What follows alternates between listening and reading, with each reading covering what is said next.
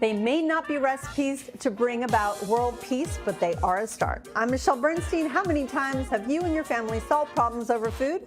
A few, I'll bet. Come along with me today as I give you recipes that can help bring people together in the simple act of sharing here on SoFlo Taste.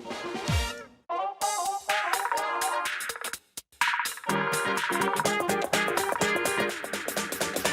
fun is that?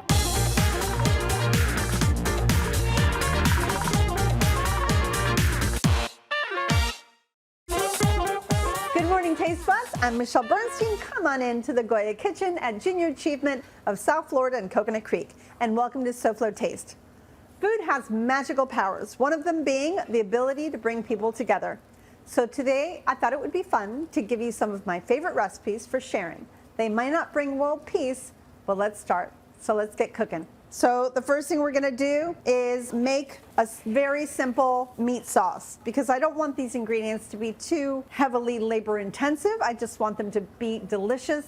So I ground off some meat and some Italian sausages with a little bit of onion and garlic. And then I add tomato sauce. Now I always keep tomato sauce in my freezer, but you can always open up a jar and add your favorite tomato sauce to your meat as well. It's really up to you, and I promise you, once you layer up this lasagna, no one is gonna know that you bought the tomato sauce. Or you can always come over to my house and just borrow some frozen tomato sauce. That's fine with me. So let me make sure I get all that in there. Okay, very good. So let's let that cook through, because what it does as it cooks on a really nice low heat, it softens the meat as it warms through the sauce. I think the tomato has a way of kind of softening up the meat a little bit, so I just want that to keep on heating. While it does, let's go ahead and start on the beautiful creamy bechamel. We've got butter to start. Let's go ahead and add that into the pan. We're going on a nice medium heat for that. Let's allow our butter to melt. I'm gonna make actually a Mornay sauce, which is a cheese sauce. So this Mornay, we start with a base, which is a bechamel. You start with a roux, you end up with a bechamel, and then you turn it into a Mornay. I've got the butter in the pan. Go ahead and let it all melt.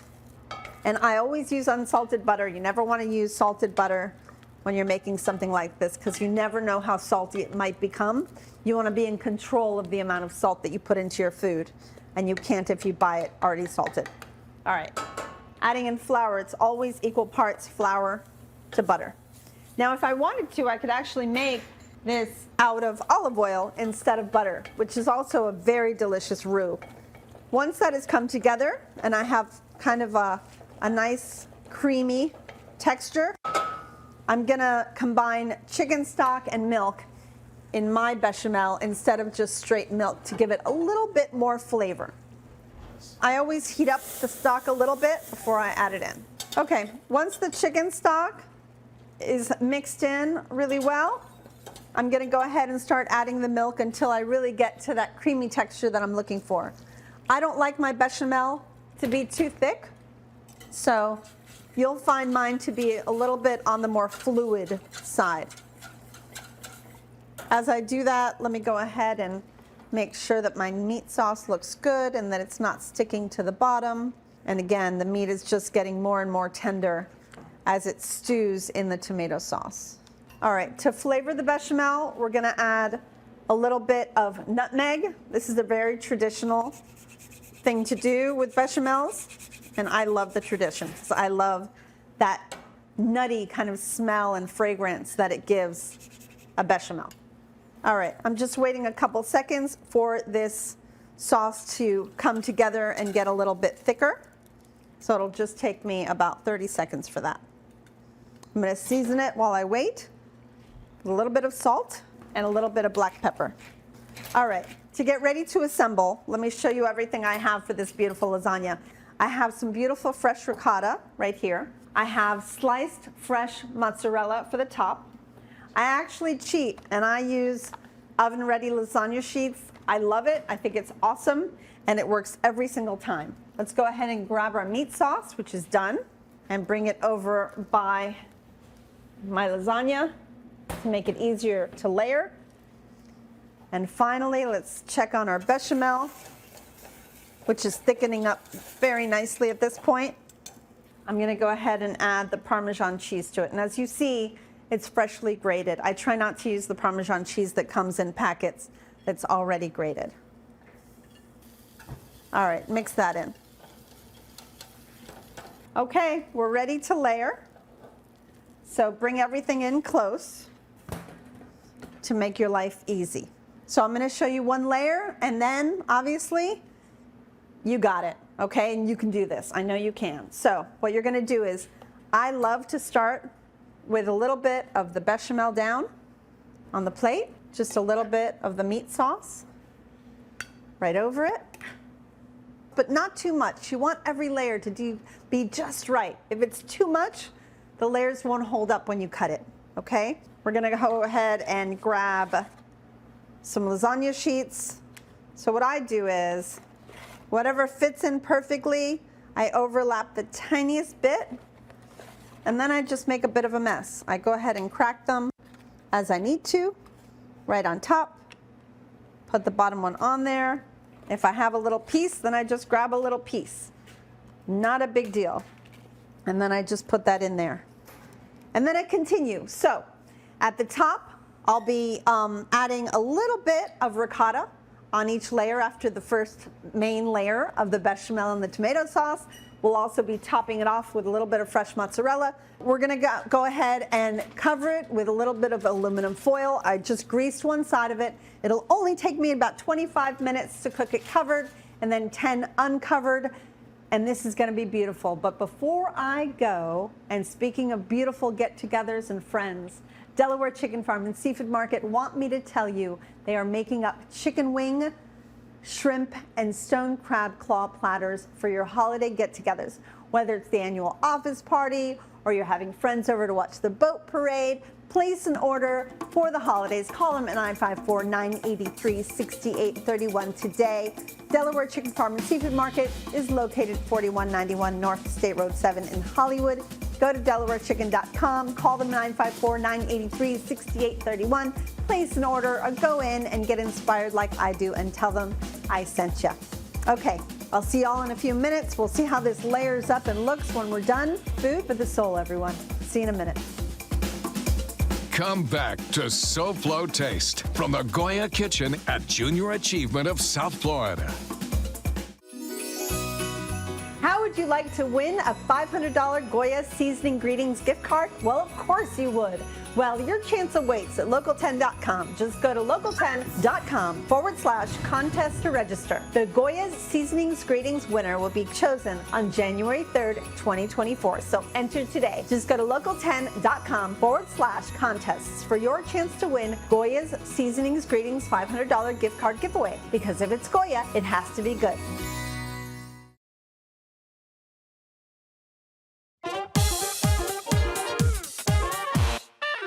Welcome back to SoFlo Taste. We're here at Junior Achievement of South Florida and Coconut Creek, a place committed to hands-on experimental learning for your kids. For information, visit jasouthflorida.org or call them at 954-979-7100. And Junior Achievement of South Florida wants you to save the date, January 27th, 2024. That's the date of their fabulous event, Uncorked, a night of fun for adults. Now back to foods you can share. Talk about sharing. I can't think of anything better than hummus. You can make hummus with pretty much anything. But recently, we've been making this hummus so incredibly easy. It's so few ingredients. It's beet hummus. To make a perfect roast beet, all you have to do is make a little packet because you want it to steam inside of this. If I put it straight in the foil, it might burn a little bit. So the first thing you do is take a whole beet, drizzle it with a little bit of oil and salt, and wrap it in parchment paper. And then wrap it in foil, cook it at a really high 400 to 425 degrees. And you have this gorgeous beet. I mean, it's just beautiful. This is what they come out like. And I love this beet hummus while it's still a little bit warm. I mean, obviously it's good cold, right? It's good room temperature, but warm is a little bit different. So you take all those beautiful roast beets and you throw them into a food processor. In here is a bowl of what we call confit, garlic and shallot. Confit just basically means that you're cooking on a very low temperature in either its own oil, like if it's duck, you use duck fat, or a borrowed oil, like, for example, here, a vegetable oil. So we're going to take a couple of those beauties. Look how beautifully soft they are. Take a look. It's just, it kind of like just comes completely apart. It's so good. And by the way, these can sit in the oil in your fridge for months. They don't go bad. They're so delicious. You can use the oil. You can use just the garlic or the shallots from it. It's really up to you. So I'm going to put a couple pieces of each into the beet. A little pinch of salt. Okay, a big pinch of salt. For a chef, it's a little one. And one of my favorite tahini. There's a lot of different tahinis, and I'm just using one of my favorites. So I'll go with about half of the jar to start out. And let's see how this comes out. Wish me luck.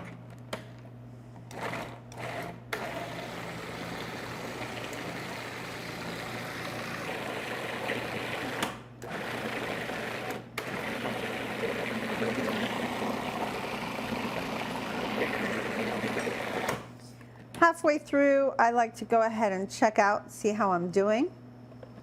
You see how it's already getting really beautifully creamy? Oh my God, it's so good.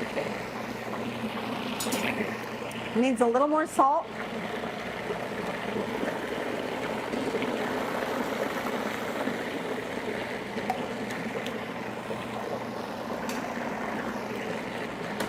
Okay, so the longer you go, the creamier it gets, and this is pretty darn creamy. I think we're ready.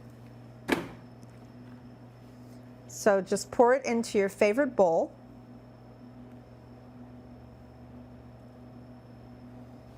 Like so. In typical hummus style, I'm just gonna make a little indentation in the middle. And for fun, you know, I love spices on my hummus, so I thought this would be kind of cool to use an everything bagel spice. And so I'm just gonna sprinkle it around it. A little bit of some really yummy extra virgin oil. I've got my favorite crudité here to dip into. So I think I'm gonna grab myself a lettuce piece and I'm gonna start enjoying this. So come right back for another of my recipes, and remember, all my recipes are available on the SoFlo Show's webpage. Just scan this quick response code, you'll be whisked off to the SoFlo Show's page. Come right back, I got more, and I gotta eat.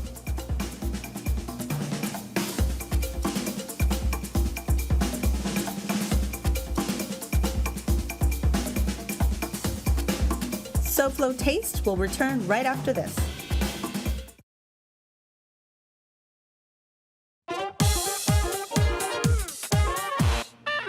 Welcome back to SoFlo Taste, brought to you by my sharing recipes. So, who doesn't love a really good chocolate chip cookie? Yeah. Right? Yeah. So, yeah. I used to have a restaurant called Crumb, and Crumb was known for having one of the best chocolate chip cookies in South Florida. That recipe is a bit of a variation off of this recipe. This one came from Good to the Grain cookbook. This is a pretty old cookbook, and this recipe is pretty old as well. In this recipe, it's all whole grain flour. Now we changed the recipe a little bit, and at Crumb we used to make it with bread flour mixed with pastry flour to make it a little lighter. But I'm going back to the original here because I thought it would be good to go back to our bare bones style. So let's go ahead and make this together. This has whole wheat flour inside of it. We're gonna add kosher salt, baking powder, and baking soda. And I'm just gonna strain it to make sure that we don't have any big lumpy pieces. Sorry, I don't have a sifter with me today, but this should work perfectly fine. Although it is going to take a couple minutes. The better the chocolate, the better the cookie. So we always make sure to use some of the best chocolate we can find. These are called pastilles, just like a little pastilla, which means tablet. So it's a big chunk of chocolate, and we actually doubled this recipe for the chocolate because we didn't think that this beautiful recipe had enough of it. All right, so I think I've got everything out of there. Great. Let's go ahead and take all of the wet ingredients, and we're going to start with a creaming method. We're going to start with the butter, which is room temperature, brown sugar, and white sugar. And this is called creaming, when you put sugars and your fat together. And we're going to use the paddle to let all this become lighter in color and lighter in texture. We're going to add in the eggs one at a time. Allow it to completely emulsify in before adding your next egg. When both of them are in there and emulsified, go ahead and add vanilla.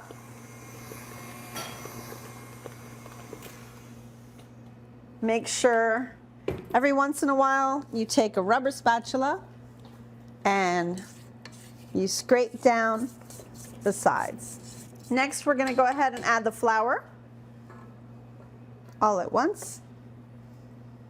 So now you have to be a little careful, because if I were to turn this on all the way high, all the flour would be in my face. So you want to make sure you start really nice and slow at the beginning. And if you notice that the flour starts popping up, you can always start turning it with a rubber spatula first. It looks to be okay. All right. Now, let's go ahead and see how we are. Looks like everything is mixed in beautifully. The last thing we'll do here is add this insane amount of chocolate. This is a pound of chocolate. I know it's crazy, but it's so worth it. So this is going to be a little bit hard on my mixer because it's really a ridiculous amount, but why not? Get in there. All right. Yeah, it gets really angry at me at this point because it's a lot.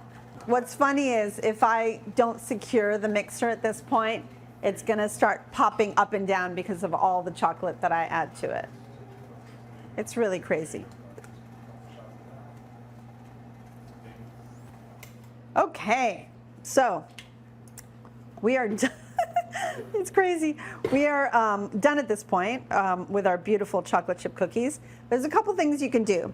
First of all, you always want to use a scooper, like an ice cream scooper, to get a very consistent amount of each scoop, right? So that all of your cookies are exactly the same. The next thing is you want to ball them up at first, right? Ball them up, and there's two different ways that you can bake a cookie.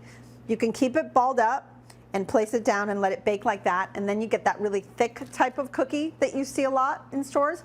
Or you can flatten it a little bit like we do, not too much, because as you can see, that's how much I flatten these, and look how far they went. Another thing you can do is ball these up, put them on a sheet pan and get them cold, really cold, not frozen, but cold. It'll be hard enough within 20 minutes, I just made these last night, so within 20 minutes, it'll be hard enough for you to go ahead and put them all in a sealable bag. And that bag can live in your freezer for a couple of months. So there you go. You can always give out cookies anytime you go anywhere. Just think of how many people are going to fall in love with you because of your delicious cookies. Guys, I made a ton, and I also made one really big one to share. Come right back, because don't forget, we have to finish up that lasagna and see what it looks like. I'm about to put all the sliced mozzarella on the top of it, and then we'll bake it uncovered, and it will be ready for you.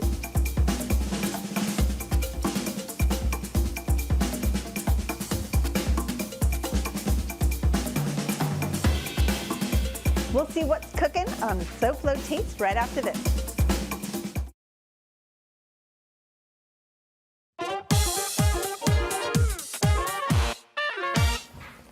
So this is how our lasagna comes out. Obviously, it's a beautiful sliced buffalo mozzarella on the top, just starting to melt. And if you want, you can top it with some fresh basil, which would be delicious. And there you have it. I think this dish is absolutely perfect for bringing people together. It is food for the soul, and it's food that makes people happy. So that's what this show is all about today. So I appreciate you all, of course, for being here and being part of my extended family. And everyone in this room and everybody outside this room, I adore you all and thank you for making all of this happen. Next week, I'm going bowling. College football bowling, that is. Local 10 has a whole day of bowl games for you. And I have a whole day of snacks for you, from wings to shrimp. So it's bowls of food and bowls of football on the next SoFlo Taste. Now let's check in with our friend Hunter Frankie, host of SoFlo Health. What's up, Hunter? How you doing? And what's next on SoFlo Health? Hey there, Michelle. Those shareable plates look delicious. I'd love to share this magnesium with you, but it's not as exciting or enticing as what you have. However, we're excited about it because it's all good for your health, and there's so many different types with different uses. We'll go over them tomorrow on SoFlo Health. Plus, we'll hook my quadricep up to an electrifying machine to rehab my knee. You'll learn more about it tomorrow, and we'll visit a physical therapist who shows us why postpartum care is important for women's overall general health. It's all right here tomorrow at 12:30 p.m. on the one and only Local 10. Thank you so much for spending another morning with me. I love sharing recipes with you. I'll see y'all here next time. Goodbye, mwah, and good taste.